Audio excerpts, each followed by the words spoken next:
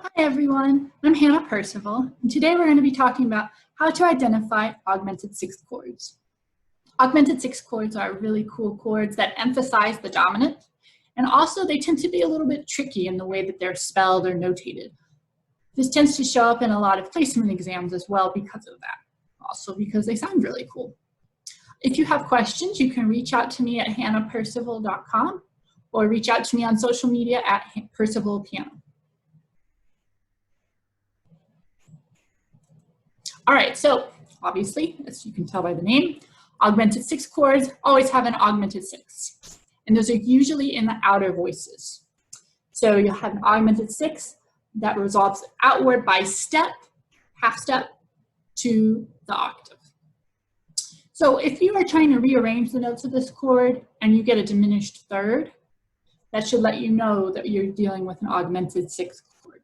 So if you're trying to figure out how to rearrange the notes in these chords to be a normal triad or a normal seventh chord, and you're having trouble, it might be an augmented sixth chord. That's one of the reasons that it's tricky is there's no real root to this chord. It's more about the fact that it decorates the dominant chord that comes next, but there's not a clear root to the chord. This chord will have tonic in it usually. That's helpful if you're in a key or you've modulated. If you see an augmented sixth resolving outward by step to the octave, you can use that to figure out which of the other notes is probably tonic. So the same notes are in the major and the minor keys. So if you have an Italian sixth chord in D major, like the example I'm going to show you in a minute, the notes for the one in D minor are going to be identical. The accidentals may look slightly different, right? So if you need a F natural for some reason, in D major you would need to write the F natural in there. But if you're already in D minor, you don't need to write the F natural.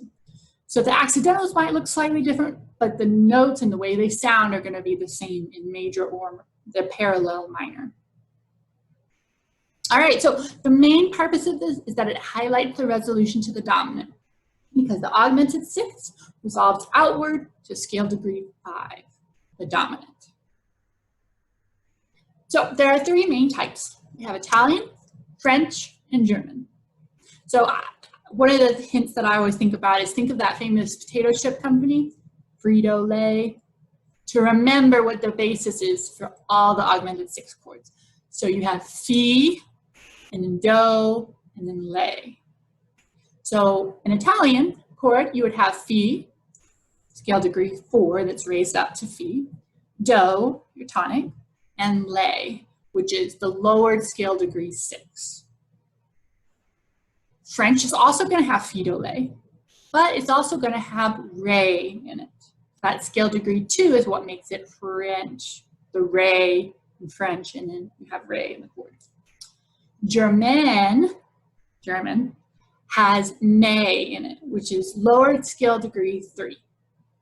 So you're still going to have the same notes that you had in your Italian and your French. You're still going to have that Fi, Do, Lay, but you're also going to have May, lowered scale degree 3.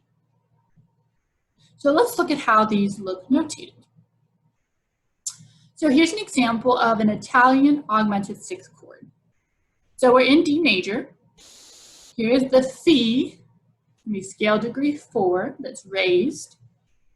Do is in both the alto and the tenor voice in this example. And we have B flat, which is going to be Lay. This one, the G sharp, resolves outward to A by a half step.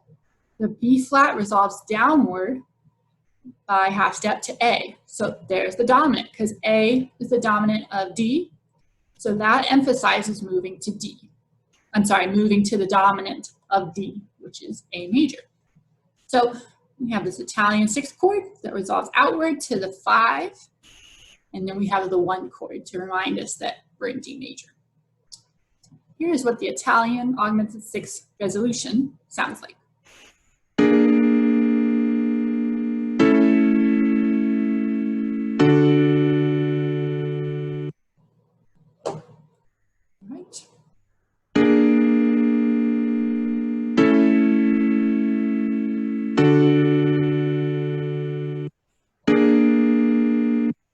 All right, and then the French augmented sixth is the same as the Italian.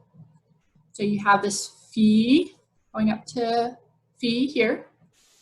Here's your do and lay. But with the French, with the re, you have the re. So the re is this purple part here. So the augmented sixth still resolves outward to the dominant, to the A chord here.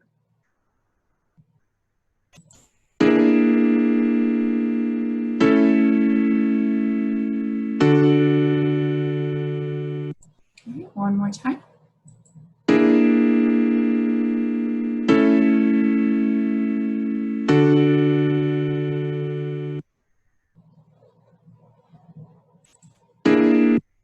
All right, so the German augmented sixth chord is the same as the Italian, plus you have may. So here's the fi, here's the do, here's your lay. So fi, do, lay, like the potato chips. Now we have may. Notice you have to have the F natural here because it's the lowered scale degree. It's not me, it's may. Now, if you go straight from the German augmented sixth into the dominant chord, you get the parallel fifths. And remember, in a lot of voice leading rules, you want to avoid parallel fifths because they don't sound like independent voices. They start to sound too similar to each other. So if you go straight from the German augmented sixth chord to the dominant, you get a parallel fifths. You can see right here. To get around the issue of the parallel fifths that happen when you go straight from the German augmented sixth to the dominant, we can put a 1-6-4 in the middle. This is the cadential 1-6-4 to 5 progression. Some textbooks call it a 5-6-4 to 5-3, but either way, this chord, both the 1-6-4 and the 5 are acting as a dominant.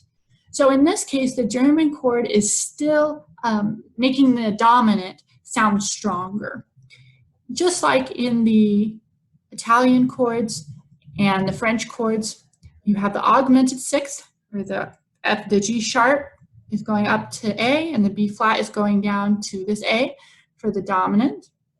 And we have the F natural here for may.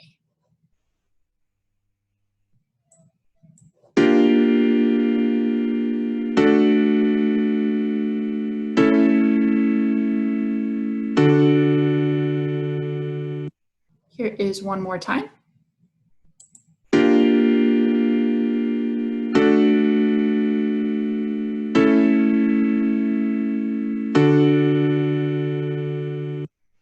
Now, if the German augmented sixth chord sounds like another chord you've heard before, you're correct. It can be enharmonically respelled to be another type of chord.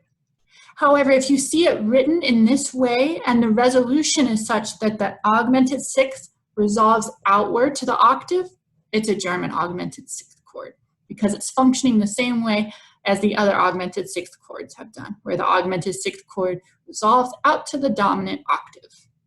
We'll talk about the enharmonic respelling of the German augmented sixth chord in the next video. Thanks.